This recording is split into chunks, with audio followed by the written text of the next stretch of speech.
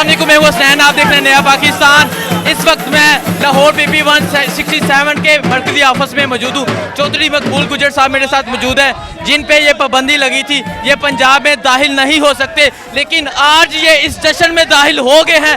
ये पंजाब में भी है, लाहौर में भी है और इस जश्न में भी हैं। सर ਤੁਹਾਡੇ ਤੇ ਪਾਬੰਦੀ ਲਾਈ ਗਈ, ਤੁਸੀਂ ਲਾਹੌਰ ਨਹੀਂ ਆਣਾ, ਲੇਕਿਨ ਅੱਜ ਤੁਸੀਂ ਇੱਥੇ ਜਸ਼ਨ मैं तो पूरे एक महीने का कल भी पुलिस आई है, उस तो पहले भी आती रही। मैं तो एक महीने का इतने है, अज भी इंशाल्लाह कल भी पुलिस तो बाद भी डोर टू डोर कंपेन की है। अज असी अपने बक्सियां का, अपने रिजल्ट का, अपने प्रिजाइडिंग अफसरां की पूरी हिफाजत करके पहुँचा के आए हैं। हुण उत्थे खुदा दे फजल नाल असीं उदों रिजल्ट कंपाइल हो रहा है। ਅਸੀਂ ਇਸ ਇਲੈਕਸ਼ਨ ਨੂੰ ਕਿਸ ਨਾਲ ਛੱਡ ਸਕਦੇ ਆ? ਇਹ ਕਿਸੇ ਬਾਪ ਦਾ ਪੰਜਾਬ। ਤਾਉਲਾ ਤਾਰੜ ਨੂੰ ਕੀ ਕਹਿਣਾ ਚਾਹੋਗੇ? ਉਹ ਤਾਰੜ ਨਾਲ ਤਾਂ ਮੈਂ ਨਿਬੜ ਲਾਂਗਾ, ਵਿਚਾਰੀ ਉਹਨੇ ਕੀ ਕਰਨਾ ਹੈ? ਕਿਆ ਪੀਤੀ का शोरबा।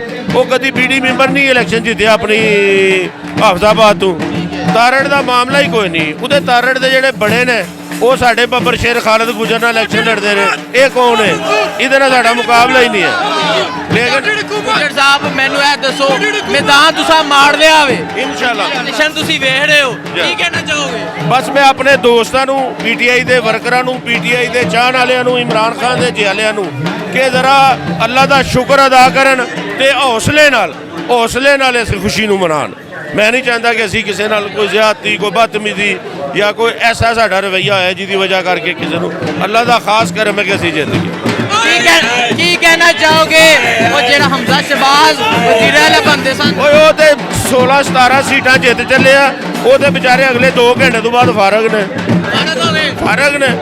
ਤੇ ਸਰ ਕੀ ਕਹਿਣਾ ਚਾਹੋਗੇ ਆਪਣੇ ਸਾਥੀਆਂ ਦੇ ਬਾਰੇ ਜਿਨ੍ਹਾਂ ਤੁਹਾਡਾ ਇਲੈਕਸ਼ਨ ਲੜਿਆ, गिरफ्तार किया गया, बड़ा थ्रेट किया गया? जितनी कोशिश PTI ਦੇ ਲੋਕਾਂ ਨੇ ਕੀਤੀ ਹੈ, ਇਮਰਾਨ ਖਾਨ ਦੇ ਬਿਆਨੀਆਂ ਨੂੰ ਸਪੋਰਟ ਕੀਤਾ ਹੈ। ਅਸੀਂ ਤੇ ਸਾਰੀ ਜ਼ਿੰਦਗੀ ਇਹਨਾਂ ਦੀਆਂ ਜੁੱਤੀਆਂ ਸਿੱਧੀਆਂ ਕਰੀਏ ਸਾਥ ਨਹੀਂ ਦੇ ਸਕਦੇ।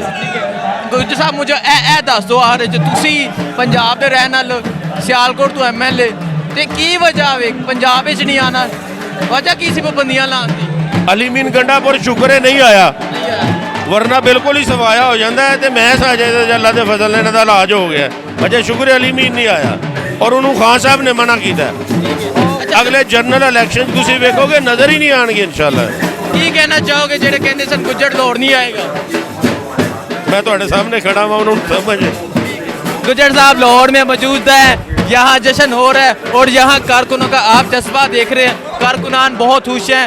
यहाँ उन्होंने साबित कर दिया इन्होंने कि लाहौर का मार्का इन्होंने मार लिया है, पंजाब का मार्का इन्होंने मार लिया है और लाहौर में जश्न जारी है।